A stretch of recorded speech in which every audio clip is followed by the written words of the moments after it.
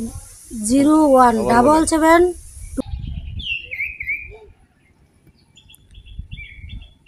গড়ে ফানি, গড়ের উঠোনে পানি, গড়ের মধ্যেও পানি। তো দর্শক দেখেন, আসলে এই বাড়ির মধ্যে পানি, বাড়িতে পুরা বাড়িতেই পানি।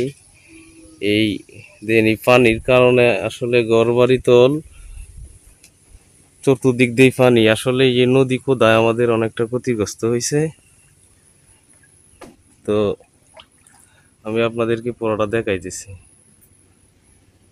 এই বোনের, ওই বোনেরই আসলে বাড়িটা। বোনের সাথে একটু কথা বলি। আসসালামু আলাইকুম। আসসালামু আলাইকুম। ভালো আছেন? জি ভালো।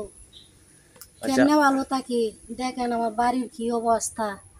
এই যে নদী কুদনে আজকে আমি রান্না খাওয়া তাহা কা সবই আমার বদ্ধ। আমি তো একলা মানুষ। এখন আপনারা যদি একটু সহযোগিতা করতেন তে আমি একটা ডিম দিতাম। তো আসলে উনি কথাটা বলতে চাচ্ছে যে এই যে পানি, চতুর্দিক দিয়ে পানি, তো আসলে নদীর পাড়ে তো বিশাল মাটির পাহাড়। তো ওই পাহাড় কাইটা এই পানি নামানোর জন্য রাস্তা করলে অনেক টাকার প্রয়োজন। তো আসলে উনি তো দরিদ্র মানুষ, তো উনি কষ্ট করে আসলে দেখেন ওনার ঘরের এটাও দেখেন আসলে খুবই। তো আসলে কি বলবো, খুব কষ্টের বিষয়। তো অনেক টাকার প্রয়োজন, তাই উনি সেটাও পারতেছে না যে এই রাস্তা পাহাড় কাইটিয়া পাইপ দিয়া কিংবা ইয়া দিয়া পানি নামাইবো। তো আসলে ওই বোনের মুখ থেকে একটু, আচ্ছা বোন, আপনি কি চাইতেছেন একটু বলেন।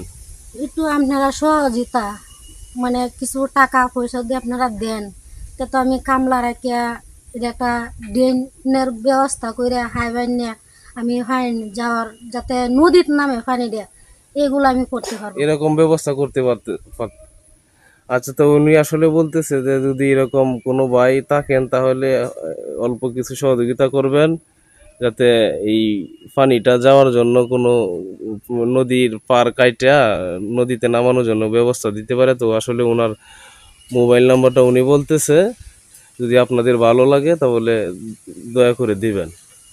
017723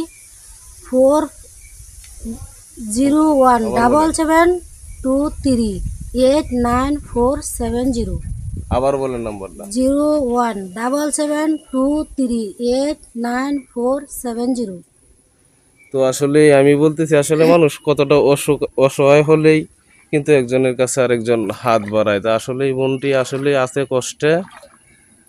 দেখেন ওর বাড়ি ঘরের মধ্যে একবারে পানি। আর এই যে দেখা যায় নদীর পাহাড়, এই যে এই পাহাড় দেন, ও তো তাকবো যে এরকম কোনো ব্যবস্থা নাই। ওইটা ছিল ওই যে রান্নাঘর, ওই যে ওইটা টিন, ভাঙা টিনটা ছিল রান্নাঘর। ওই জায়গাও কিন্তু পানি, কিন্তু এটা শুধু পানিটা নদীতে নামানোর ব্যবস্থা করে দিলেই কিন্তু পানিটা থাকে না। তো আমি এটাই বলবো।